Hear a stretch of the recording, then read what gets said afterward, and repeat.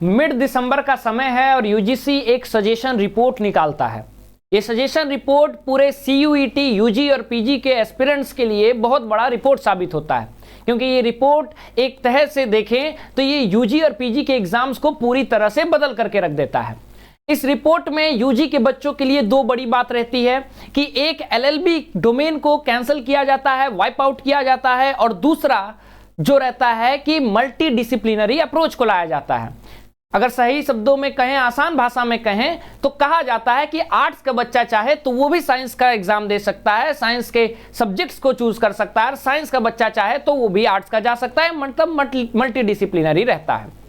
मामला बहुत आगे बढ़ रहा होता है। सबको लगता है कि डीयू में जो सबसे बड़ा ऑप्शन था सब्जेक्ट मैपिंग का, वो सब्जेक्ट मैपिंग की गुत्थी सुलझ जाएगी और साइंस वाले जो है आर्ट्स के सब्जेक्ट लेकर के एडमिशन आसान होगा, तो कंपटीशन थोड़ा टफ होने वाला है।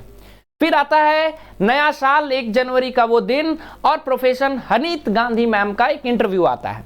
वो इंटरव्यू आता है और वो सब्जेक्ट मैपिंग पे कुछ बात कहती हैं कि दिल्ली जो है यूजीसी के सारे नियमों का पालन करेगा, बट जो सब्जेक्ट मैपिंग है वो उसको उसी रिजिडिटी से फॉलो करेगा। मतलब कि अगर एक साइंस स्ट्रीम का बच्चा है और उसे आर्ट्स में एडमिशन लेना है तो उसको पढ़ना होगा साइंस के सब्जेक्ट्स। मामला फिर गर्म होता है और पूछा जाता है कि फिर यूजीसी के रिफॉर्म्स को लागू क्यों नहीं किया जा रहा है।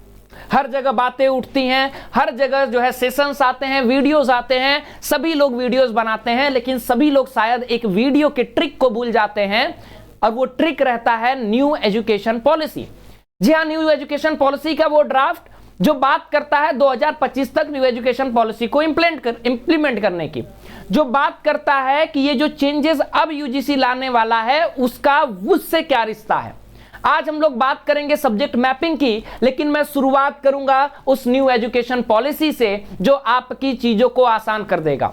मेरा रिक्वेस्ट है कि ये 5 मिनट दीजिए और शायद आपको दिल्ली यूनिवर्सिटी का जो भी डाउट है, जो भी समझ में नहीं आ रहा है और क्या आगे होगा वो भी मैं बता दूंगा। तो आपको क्या लग रहा है कि मैं भविष्यवाणी कर रहा हूं, क्या मैं आचार्य हूं? जी नहीं, ये भविष्यवाणी पहले ही न्यू एजुकेशन पॉलिसी में हो चुकी थी। लोग उसी ट्रिक को मिस कर रहे हैं या फिर यूज कर रहे हैं, ये आप पे निर्भर करता है।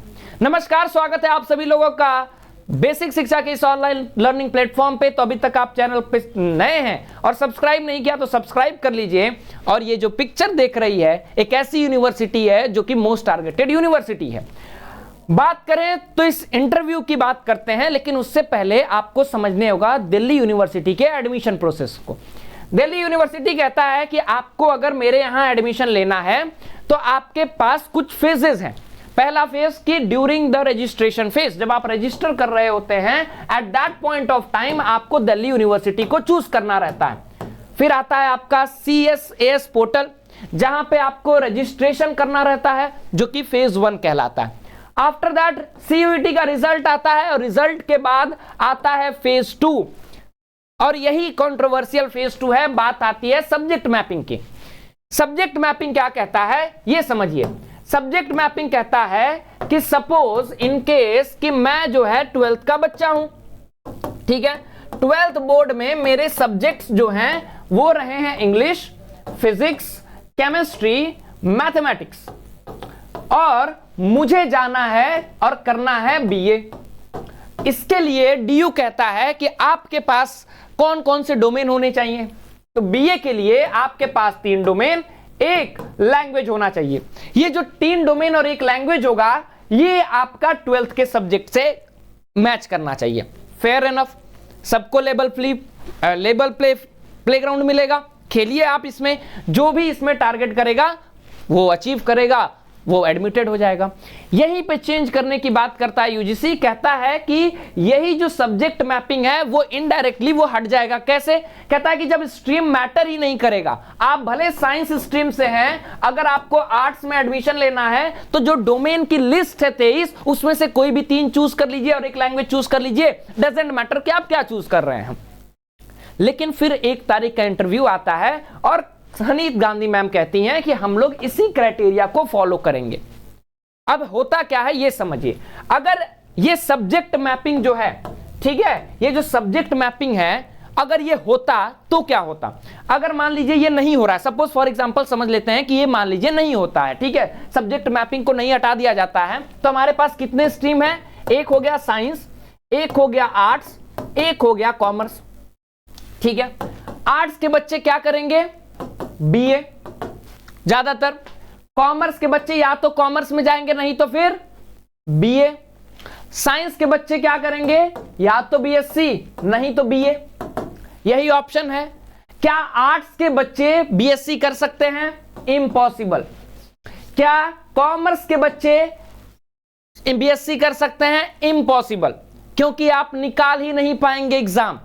बीएससी के लिए आप एग्जाम निकाल ही नहीं पाएंगे, ठीक है। अगर आपके सब्जेक्ट्स बांध दिए जा रहे हैं कि बीएससी के लिए आपको क्या करना है, मान लो वो कह देता है कि बीएससी के लिए आपको 3 डोमेन एक लैंग्वेज में पीसीएम देना होगा और लैंग्वेज देना होगा।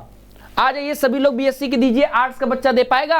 आर्ट्स का बच्चा फिजिक्स, आपका आर्ट्स का बच्चा पॉलिटिकल साइंस, हिस्ट्री, इकोनॉमिक्स दे करके तो साइंस में नहीं पढ़ेगा।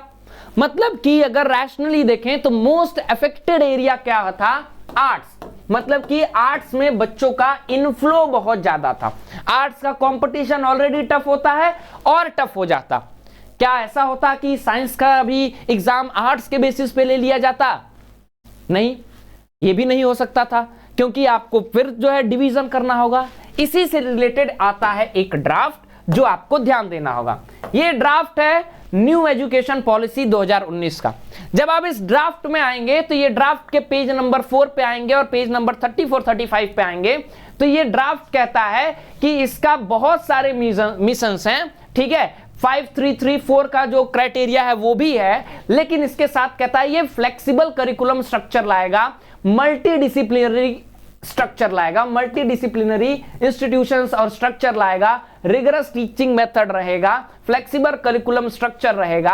और पेज नंबर 44 में जाइएगा तो वो कहना चाहता है कि अगर कोई बच्चा 12th में, 10th के बाद 11th में आ रहा है, ठीक है, 11th के बाद 12th में जाएगा तो 11th में आ रहा है, 11th में उसकी इच्छा है कि वो फिजिक्स पढ़े, ठीक है, वो पॉलिटिकल साइंस पढ़े, वो उसके साथ जो है मान लो कॉमर्स का इकोनॉमिक्स पढ़ ले, ये 3 पढ़ लेता है, लैंग्वेज में वो इंग्लिश ले लेता है, ठीक है। ये अगर इंप्लीमेंट हो जाता तो क्या होता? तो यूजीसी का जो सजेशन था बाबू, वो दिल्ली यूनिवर्सिटी के लिए आसान हो जाता इंप्लीमेंट करना। क्यों? क्योंकि सजेशन में क्या कहा गया कि 12th का आपका स्ट्रीम में मल्टीडिसिप्लिनरी होना चाहिए। आर्ट्स का, कॉमर्स का जो स्ट्रीम बेसिस है, स्ट्रीम का जो बाइफर्केशन है, वही खत्म हो जाता, क्योंकि अब तो आर्ट्स और कॉमर्स और साइंस तो रहता ही नहीं। और यही है जो स्कूल लेवल पे इंप्लीमेंट करना है। अभी स्कूल लेवल पे ये इंप्लीमेंट नहीं हुआ है, बहुत सारे स्कूल्स को इंप्लीमेंट करना है और इसमें अभी समय लगेगा, ठीक है। ये जब इंप्लीमेंट हो जाएगा तब ये सब्जेक्ट मैपिंग की जो भी कंट्रोवर्सीज हैं वो क्या होंगी? वो पूरी तरह से खत्म हो जाएंगी। मतलब कि ये कब इंप्लीमेंट हो सकता है? जब स्कूल लेवल पे इंप्लीमेंट हो, तब यूनिवर्सिटी पे होगा। फिर क्वेश्चन उठता है कि बहुत सारे लोग जो हैं आपको फिलोसॉफिकल नॉर्मेटिव बातें करेंगे कि ये खत्म हो जाना चाहिए। क्यों खत्म हो जाना चाहिए? आप दिल्ली यूनिवर्सिटी के एक पर्सपेक्टिव से सोचिए। आपने 10th के बाद अगर बीए करना था, then why you choose science stream? आप साइंस फिर क्यों लिए? जो आर्ट्स वाले बच्चे हैं उनका क्लियर कट थॉट रहता है मुझे आर्ट्स लेना है। आप साइंस से फिर आर्ट्स की तरफ आ रहे हैं। अगर चीजें आपके लिए आसान हो जाएंगे, आर्ट्स कंपैरेटिवली साइंस से इजी है। अब साइंस के बच्चे जब आर्ट्स में आएंगे, इनफ्लो बहुत ज्यादा बढ़ जाएगा। तो आर्ट्स के बच्चे जो शुरू से आर्ट्स लिए थे, आप उनका कंपटीशन टफ कर रहे हैं। अगर एक भी बच्चा आ रहा है तो आर्ट्स का एक बच्चे का सीट खा रहा है। तो फिलोसॉफिकल रेंज में ही अगर हम बात करते हैं तो वो क्या कर रहा है? वो जो है कंपटीशन को टफ कर रहा है। इसीलिए भैया साइंस लिए थे, 2 साइंस का एग्जाम, आ जाओ एग्जाम में। अब कॉमर्स लिए थे, 2 कॉमर्स का एग्जाम, आ जाओ बीए कर लो। और आर्ट्स लिए थे, 2 आर्ट्स का एग्जाम, आ जाओ। तो आर्ट्स के पॉइंट ऑफ व्यू से ये करेक्ट है, साइंस के पॉइंट ऑफ व्यू से भी ये करेक्ट है। तो क्यों हटाना चाहिए? That is not going to be a talk. या फिर क्यों लाना चाहिए? ये भी नहीं होना चाहिए, ठीक है। यूजीसी ने सजेस्ट किया, दैट्स ओके, वो सजेस्ट कर सकता है। Wait till the notification. और इंटरव्यू में उन्होंने क्लियर कर दिया है कि ये सब्जेक्ट मैपिंग होगा। मतलब कि अगर हम बात करें तो ये प्रोसेस कैसे चलेगा, प्रोसेस उनका जो चलता है वही चलेगा कि आपको सब्जेक्ट मैपिंग करनी होगी, कि आप वो जो फेज 2 आएगा उसमें वो आपको भरना पड़ेगा कि आपके 12th के सब्जेक्ट्स कौन कौन से रहे और आपने डोमेन कौन कौन से दिए हैं। तो दोनों मैच कर जाएगा, आप एलिजिबल हो जाएंगे। नहीं मैच करेगा, you are out of the race. फिर आपका प्रेफरेंस सेलेक्ट कीजिए, प्रेफरेंस के बाद लॉक कीजिए प्रेफरेंस को, फेज 3 रिजल्ट आएगा और रिजल्ट के बाद आपके लिए कोर्स अलॉटमेंट होगा। कोर्स जब अलॉटमेंट होगा आप एक्सेप्ट करेंगे तो वेरिफिकेशन फिर होगा, मतलब सब्जेक्ट मैपिंग फिर आपका वो कॉलेज करता है। तो सब्जेक्ट मैपिंग में क्या दिक्कत है, क्या डिलेमा है, क्या डाइकोटमी है, मुझे वो समझ में नहीं आ रहा है। तो कमेंट सेक्शन में बताइए कि क्या आप लोगों को सही लग रहा है, दिल्ली यूनिवर्सिटी का मूव कौन कौन समर्थन में है। मतलब आप लिख दीजिए यू सपोर्ट दिल्ली यूनिवर्सिटी। मेरे हिसाब से तो इट्स गुड।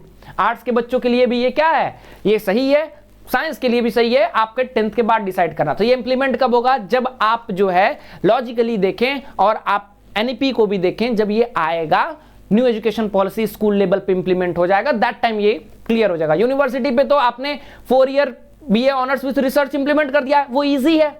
लेकिन यूनिवर्सिटी लेवल पे भी तो आपको 2019 से 25 6 साल लग गए। स्कूल लेवल पे थोड़ा टफ है। पैनिक बटन मत होइए, आर्ट्स के स्टूडेंट हो, रिबेलियस हो, याद रखना, ठीक है। और दूसरी चीज कि आपको सब्जेक्ट मैपिंग से कोई दिक्कत, कोई परेशानी नहीं होगी। The thing will go as usual. Delhi university में कंपटीशन टफ था, टफ रहेगा, दैट्स इट। बाकी आप किस चीज पे वीडियो चाहते हैं वो कमेंट सेक्शन में बताइए। कि आप दिल्ली यूनिवर्सिटी के कट ऑफ को जानना चाहते हैं, या टॉप कोर्सेज, टॉप कॉलेजेस को जानना चाहते हैं, या फिर आप न्यू एडमिशन प्रोसेस कैसा दिखेगा, मतलब कि सब्जेक्ट मैपिंग एज यूजुअल रहेगा 2024 का, तो कैसा दिखेगा उस पर मैं एक सेपरेट वीडियो बना दूंगा। और whether you support this decision of professor Haneet ma'am और नॉट, और दिल्ली यूनिवर्सिटी और नॉट, ये भी आप कमेंट सेक्शन में ड्रॉप डाउन कीजिए। That's all from my side, will meet in next video. Till then, जय हिंद।